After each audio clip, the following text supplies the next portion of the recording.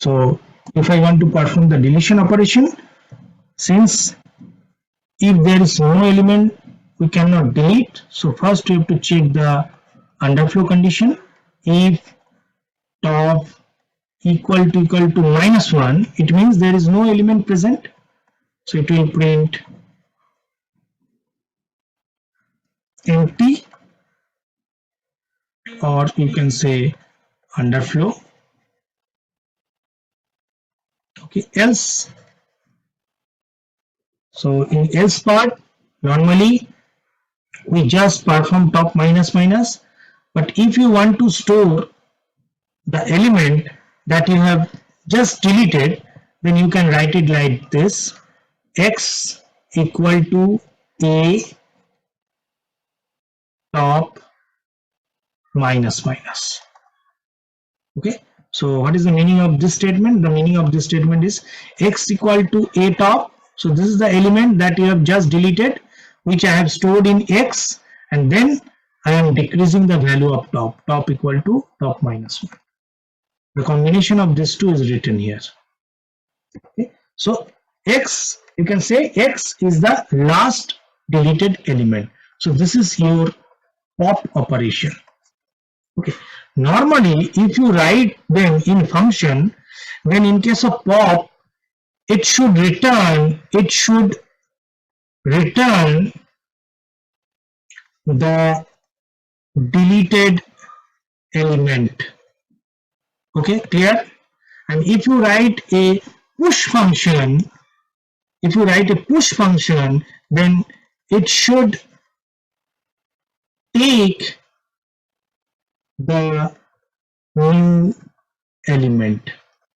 Okay, so if I write them in a function, then your push function should look like this: void push integer x.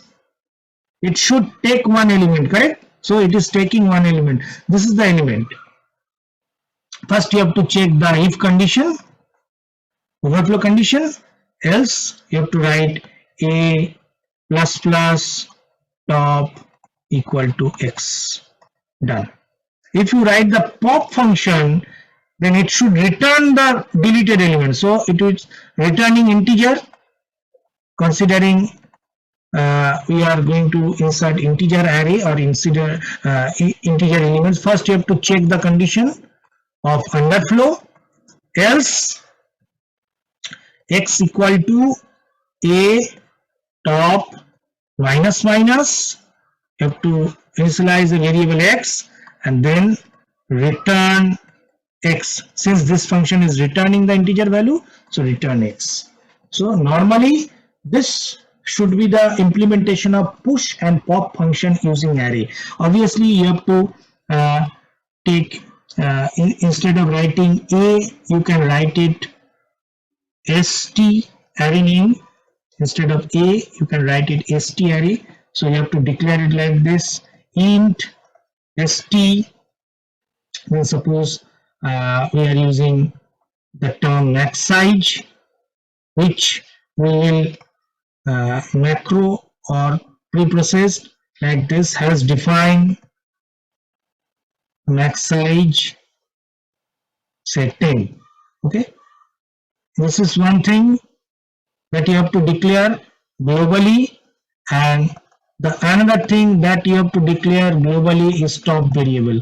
These two things you should declare globally. Okay, otherwise if you don't want to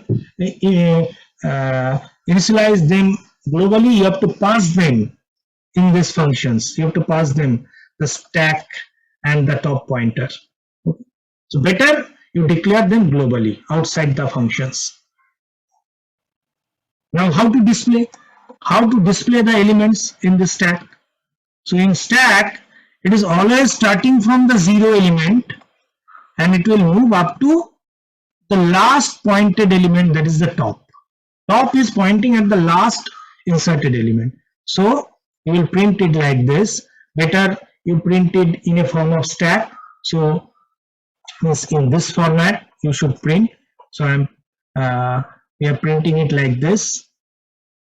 see, for I equal first, so if this is 0, this is 1, and in this way, suppose this is your top variable, so we will start printing from top and we will move up to 0, then it will look like a stack. Okay, so top I equal to top, I greater than equal to 0, I minus minus, and in printf we are printing the value %d, and then we are giving a new line so that it will be printed one after another in a vertical way. Okay, so then st is the array of I. So this is your stack display. If you make it a function, then void display. Okay, no argument is required because the purpose is to print only. You need to declare the variable I. That's all. So this is your void display function. Okay, so stack insert, delete, and then the display or traversal.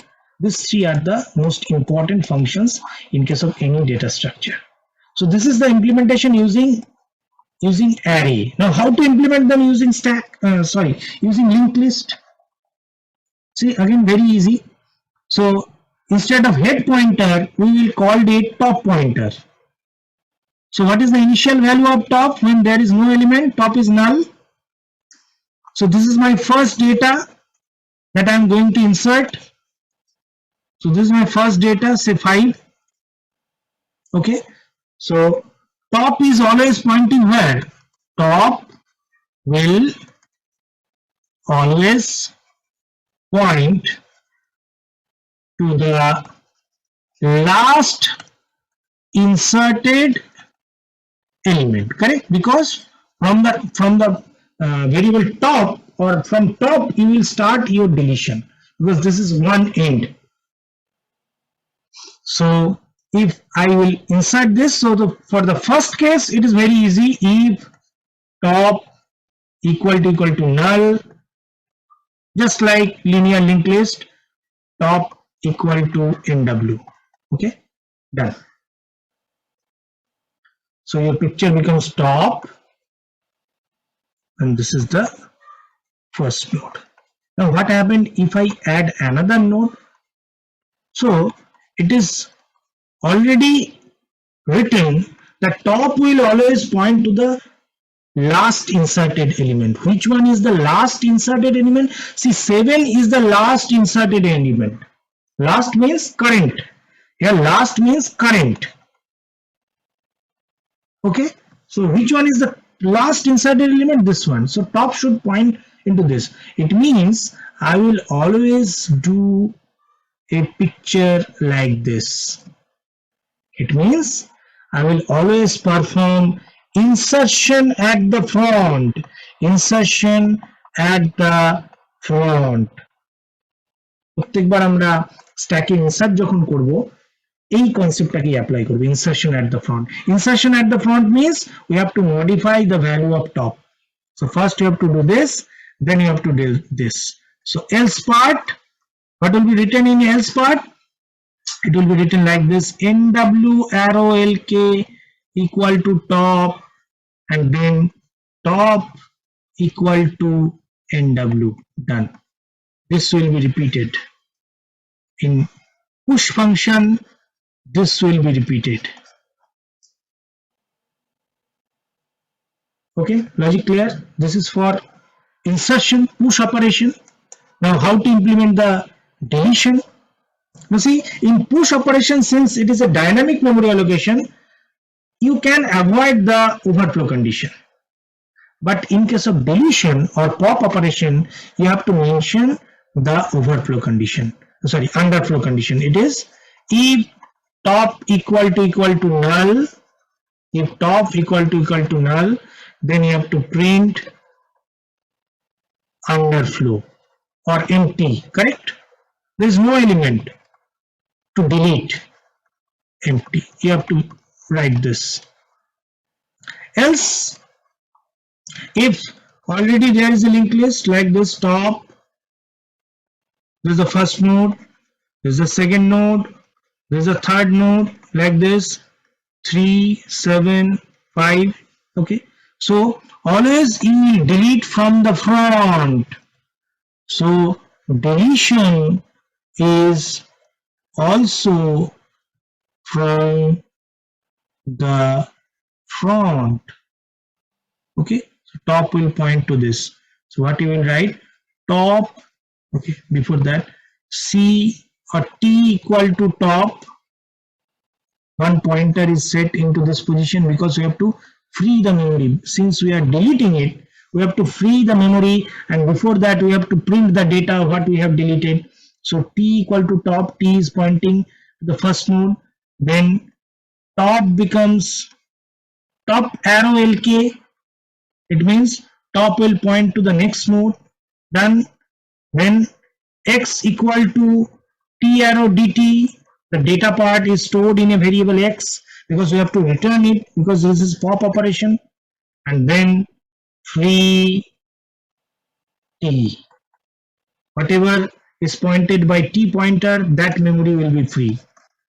So this is the else part. This is your pop operation. If you write it in a function, it will be looks like this. Okay, how to display? Display is pretty simple, same like a linear linked list. You have to start from t equal to top, okay, t not equal to null, and t equal to t arrow lk. You have to do this and then print it just like same as stack. So you have to use a new line and then t arrow dt will be printed. Done. So this is the display. So how to implement stack using array? This is the way, push pop function in case of array, and this is how to implement stack using linked list. Okay, and we have already seen what are the different application, important application of stack, where we must have to use stack. Without stack it is very difficult, just like for infix to postfix conversion. Again, in case of evolution of postfix, why we required infix to postfix, that I have already discussed, because infix expression required the BODMAS rule, which is very difficult to implement in a hardware. But if we have some postfix expression, then it is very easy to implement in a hardware to get the final result. Okay, we need the BODMAS rule. Similarly, if we want to convert anything in a reverse order, we can use stack. If we want to check the parenthesis in a program or whether it is correct or not, we can use a stack. And more or less for any function calling, or whether it is recursive or any other type, we always prefer stack data structure. So these are the main important applications of stack. Okay, and even in our word processing, we have undo, redo, this type of things. Those things are also done using stack data structure. Okay, so these are the different applications.